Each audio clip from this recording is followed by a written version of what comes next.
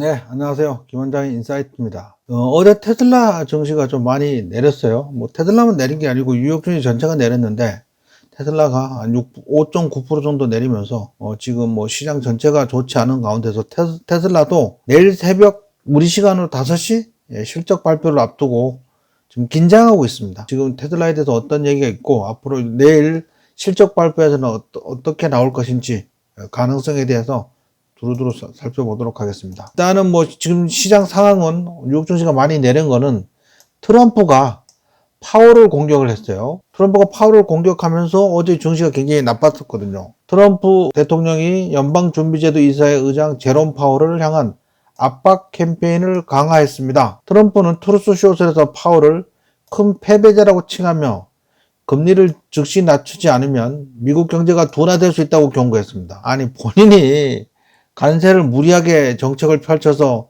좀 굉장히 어려워지고 있는 상황에서 연준 핑계를 대면 안 되죠. 파월 의장 핑계 대면 안 됩니다. 그거는 제가 볼 때는 옳지 않아요. 트럼프 대통령과 그의 팀은 중앙은행 총재의 임기가 만료되기 전에 합법적으로 해고할 수 있는지 여부를 연구하고 있다. 내년 5월까지 임기라고 합니다. 독립기구인데 과연 해고할 수 있을까요? 트럼프 대통령은 월요일 연준의 제롬 파월을 큰 패배자라고 부르며 압박 캠페인을 강화했고 금리를 즉시 낮추지 않으면 미국 경제가 둔화될 수 있다고 경고했다. 트럼프 대통령은 현재 미국에서는 사실상 인플레이션이 전혀 없다고 주장했으며 에너지와 대부분의 다른 것들의 가격이 하락하고 있다고 말했습니다. 이거는 트럼프의 말이 사실 맞아요. 이 내용만 갖고는 트럼프 말이 맞는데 연준 입장에서는 천천히 보수적으로 금리를 인하하고 싶은 거야. 금리를 인하하면 다시 금리 인상하기가 어렵잖아요. 그러니까 천천히 가고 싶은데 트럼프는 이제 발등에 불 떨어지고 경기 침체가 급격히 올까봐 빨리 금리 내리라고 해서 입장의 상황이 다른 거죠. 근데 이제 트럼프 대통령의 그 파월 의장에게 금리 낮추라고 재촉하는 거에 대해서 시카고 연방준비은행 총재가 트럼프 관세로 인해서 인위적으로 높은 출발 이후 여름 경제 활동이 둔화될 수 있다고 밝혔다. 시카고 연준 총재인 오스틴 굴스비는 일요일 도널드 트럼프 대통령의 관세로 인한 미국 기업주들의 재고를 늘리고 있다고 말했다. 관세가 무서우니까 어떡하고 있어요. 경기 침체에 대비하는 거지 기업들은. 중앙은행 총재는 기업과 소비자가 관세전 가격으로 고가 품목을 선제적으로 구매를 하면 경제활동 수준이 인위적으로 높아질 수 있다고 말했다. 굴스비는 일시적인 상승세가 이어지다가 여름에는 그에 상응하는 하락세로 이어지면서 경기 침체의 악순환으로 빠져들 수도 있죠. 그럴 수 있습니다. 그래서 지금 트럼프가 파월 의장을 공격하는 것은 옳지 않다는 얘기를 하고 있는 것 같습니다. 또 중국도 또 다른 얘기를 했어요. 중국 상무부의 성명에 따르면 중국은 베이징의 이익을 해치는 방식으로 미국과 협력하는 국가에 대해 보복 조치를 취할 것이다. 이러한 위협은 트럼프 미국 대통령이 이끈 행정부가 강세 협상을 통해서 미국의 파트너국들이 중국과의 거래를 제한하도록 압력을 가할 계획이라는 보도가 있으니까 그러면 그 나라에 대해서 자기들도 제재하겠다는 거지. 그러니까 고래 두 마리에 이렇게 고래가 이렇게 있겠죠. 고래 두 마리가 서로 치고받고 싸우고 있어. 여기에 새우가 끼어서 이러지도 못하고 저러지도 못하고 새우가 중간에 낀 격이 되는 거죠. CNBC 통역에 따르면 중국 상무부는 중국은 어떤 당사국도 자국의 이익을 희생하면서 합의에 도달하는 것을 단호히 반대한다.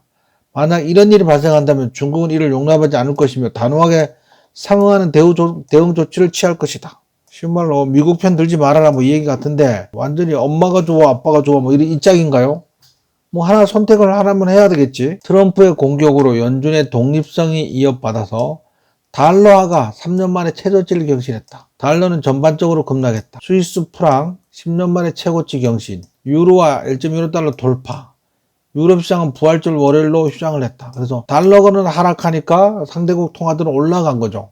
왜냐면 상대국 통화들이 대부분 달러와 대비 상대국 통화로 되어 있거든요. 예외적으로 유로화 대비 1달러, 영국 파운드화 대비 1달러, 호주 달러 대비 1달러, 뉴질랜드 달러 대비 1달러 이렇게 되어 있는 경우는 있어. 대부분의 국가들의 화폐는 1달러 대비 그 나라 화폐로 환율을 말하고 있거든요. 트럼프 대통령이 연방준비제도 이사회 의장을 공격하면서 미국 경제에 대한 투자자 신뢰도가 다시 한번 타격을 입으면서 달러는 3년 만에 최저 수준으로 월요일에 폭락했으며 이로 인해 중앙은행의 독립성이 위협받을 가능성이 커졌다. 하여간 뭐 난리도 아닙니다. 그죠? 증시는 불확실성을 가장 싫어해요.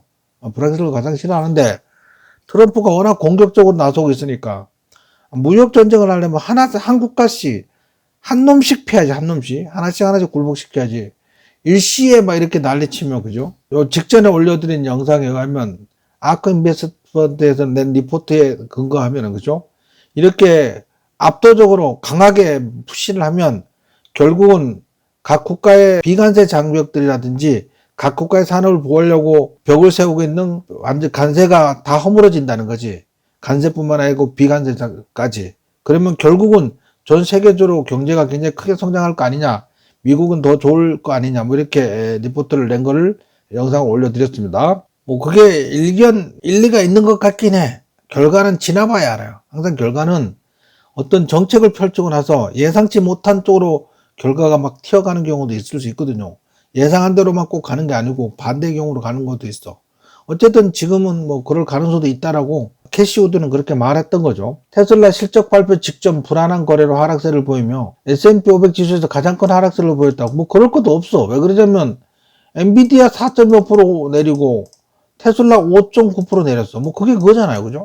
시장이 나빠서 내린 거를 꼭 막 테슬라만 엄청나게 내린 것처럼 이 타이틀은 옳지 않아. 화요일에 발표해야 될 테슬라의 1분기 실적 보고서에 대해 신중한 접근이 필요하다. 테슬라가 피해야 할 몇 가지 위험 요인으로는 오스틴에서 로보택시 출시에 대한 실망스러운 소식이나 일론 머스크가 도지에서 언제 물러날지에 대한 모호한 입장 등이 있다. 웨드부시 증권의 애널리스트 댄 아이브즈는 테슬라와 일론 머스크가 브랜드 이미지 하락으로 인해 도지에서 장기간 머물겠다고 밝힌 경우 코드 레드 상황이다. 긴급 상황에 직면할 수 있다고 경고했다. 또 로이터 통신은 테슬라의 베스트셀러 모델 Y의 저렴한 미국산 버전 출시 계획이 최소한 몇 달 지연되었다고 보도했다. 모델 Y를 고급 그런 상을 좀 빼고 저렴한 가격의 모델 Y를 출시를 할 계획이 있었는데 몇 달 지연됐다고 로이터 통신이 발표를 했는데 이건 정확하지 않아. 로이터 통신은 테슬라에 대한 공격적으로 가짜 뉴스도 몇 번 저질렀어요.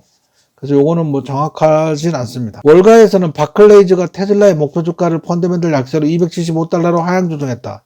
이건 뭐 이미 다 하향 조정하고 있으니까, 그죠? 데나이브즈마저도 $515에서 300 몇 달러로 낮췄잖아요. 테슬라가 2025년 차량 인도량에 대한 애널리스트들의 컨센서스 예상치는 기존의 200만 대 이상에서 165만 대로 대폭 하향 조정되었으며, 이건 이미 지난번에 4월 2일인가 인도량 발표할 때 나왔었잖아요. 그죠? 테슬라는 2년 연속으로 자체 연간 실적 전망을 달성하지 못할 위기에 처했다. 이번 실적 발표에서 일론 머스크가 테슬라의 우선순위에 집중하겠다는 약속, 테슬라에 우선하겠다, 도지는 떠나겠다, 오스틴에서 자율주행 차량의 시기가 출시가 언제 구체적으로 출시하겠다, 6월이면 6월 며칠이면 며칠, 그리고 신형 저가 차량의 생산 라인 진입 일정 등이 논의된다면 전기차 주가는, 테슬라 주가는 긍정적으로 전향적으로 상승할 수도 있습니다. 바꿔 말하면 반대의 경우는 추가 하락 가능성도 있다, 이렇게 되는 거죠.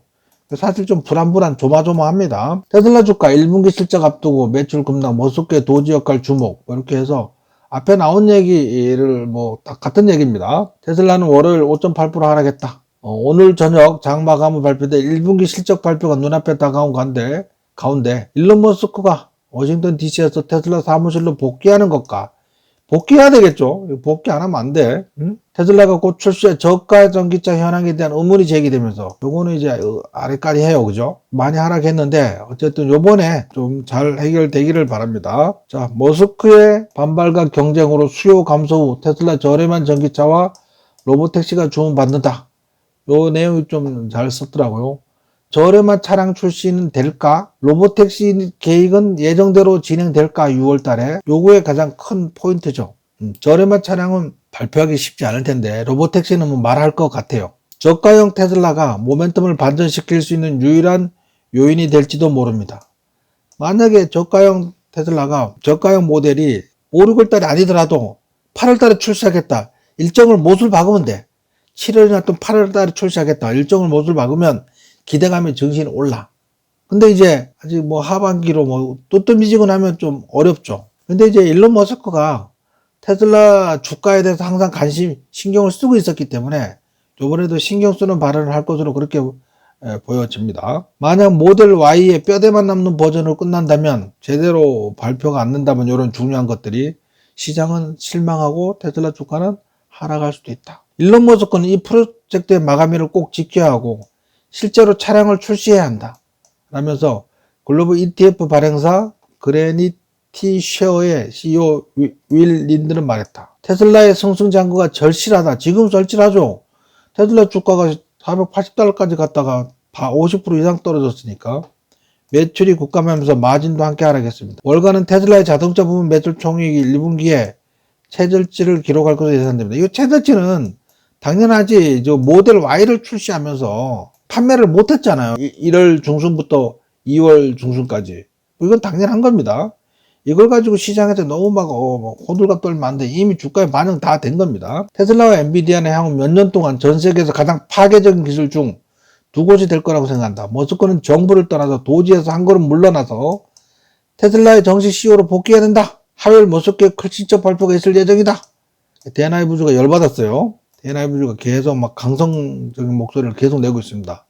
너 그러면 안 돼. 그러면 다 죽어. 막 그렇게 얘기를 하는 거죠. 얘가 뭔지 테슬라 1분기 실적 발표 후 회사 업데이트 웹캐스트를 통해서 새로운 컴팩트 모델을 공개할 예정이라고 나왔다. 이걸 새로운 컴팩트 모델이라면 이게 저가형 모델이거든요. 컴팩트는 좀 작은 소형 차량을 얘기하잖아요. 얘가 이제 저가형 모델일 확률이 높거든. 지금 저가형 모델에 대한 뚜렷한 얘기가 없어서, 예를 들면 모델 Y를 좀 축소판 크기나 그 다음에 서비스 사용을 좀 줄인 좀 저렴한 모델이 나올 수도 있고, 아예 새로운 차량이 나올 수도 있고 뭐 그러거든요. 만약에 이게 된다면 증시는 올라갈 수 있습니다. 이게 된다면 안심이지, 안심. 이런 소문도 있네요. 희망상으로 올렸을까? 테슬라 사이버캡 출시 앞두고 캐스팅 작업을 진행 중이다. 텍사스에 있는 테슬라의 기가팩토리는 곧 출시될 사이버캡의 주물을 제작하고 있으며, 이는 차량 출시와 많은 기대를 모으고 있는 비감독 안전자율주행에 대비 앞서 진행 중이다. 일요일 테슬라 기가 텍사스 현장 관찰자 조 태그마이어는 X에서 공장 옆에 있는 독특한 주조물 사진을 공유했습니다. 특히 태그마이어는 이 주조물이 현재 텍사스 오스틴 공장에서 유일하게 생산되는 모델 Y와 사이버트럭의 주조물과는 상당히 다르다. 일부 시청자들은 해당 주물이 사이버캣과 유사한 형태를 띠고 있으며, 모델 Y와 사이버트럭용으로 공장에서 생산하는 기가 주물이 두 조각으로 구성된 것과는 달리 단일 주물이란 점을 지적했다. 이러한 형태는 테슬라의 언박싱 생산 공정과 일치하게 하는 것으로 보이는데, 테슬라는 단일 조각 주물을 제작할 예정이며 곧 출시될 사이버캡에도 사용될 예정이다. 이게 언박싱 생산 공정이 저거잖아요, 그죠? 뒷부분, 차의 뒷부분, 차의 몸체 옆부분, 앞부분, 이렇게 문짝 이렇게 만들어서 이걸 하나로 합치는 거잖아요. 언박싱. 예전에 이제 영상으로 몇 번 소개시켜 드렸습니다. 3월 테슬라 자동차 엔지니어링 부사장인 라스 모라비는 제조 전문가 샌디 몰러와 인터뷰에서 사이버캡 생산이 이번 여름에 프로토타입 제작을 시작할 것이며, 자동차 제조업체는 2026년에 대량 생산을 목표로 하고 있다. 그래서 요거는 뭐 긍정적인, 요거는 예정대로 될 것 같고, 우리가 궁금한 거는 언슈퍼바이저 로보택시가 출시할 거냐? 그게 좀 궁금하죠. 조 태그마이어가 오늘 기가 텍사스 캐스팅 머신 섹션 옆에서 흥미로운 게 있었다. 모델 Y와 비슷하지 않은 여러 가지 새로운 종류의 주조물이다. 그래서 댓글에서 이 부분을 찾아줄 전문가를 찾고 있다. 이게 뭐냐? 요거 이제 다 모아서 하나로 합치는 거죠. 우리 언박싱 시스템 그런 거 한 거죠. 이런 거 몸체, 이런 모양이 있습니다. 이것들은 사이버캡 주물 후면을 이해한 것으로 보인다. 사이버트럭 주물 4개는 CTTX, 사이버트럭 텍사스로 표시되어 있는데, 이는 사이버트럭 텍사스를 의미한다. 앞에 조가 촬영한 것은 RTTX로 볼 수 있는데 로보택시 텍사스를 의미하는 것으로 보인다.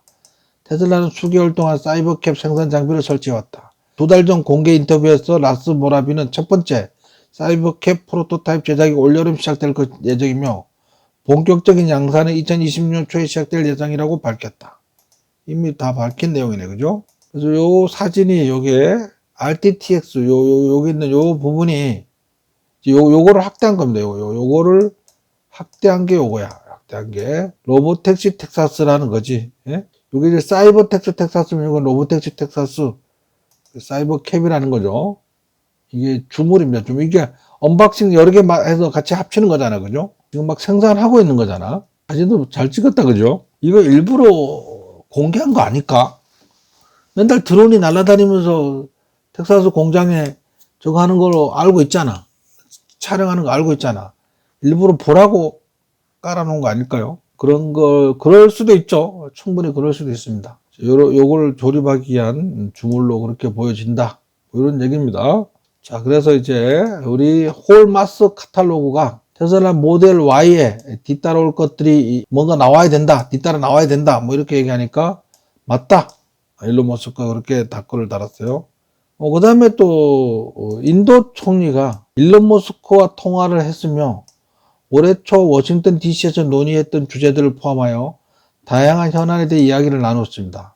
기술과 혁신 분야에서 협력의 엄청난 잠재력에 대해 논의했습니다. 인도는 앞으로 계속 발전해 나갈 것입니다. 그랬더니만 일론 머스크가 댓글을 다른 거죠.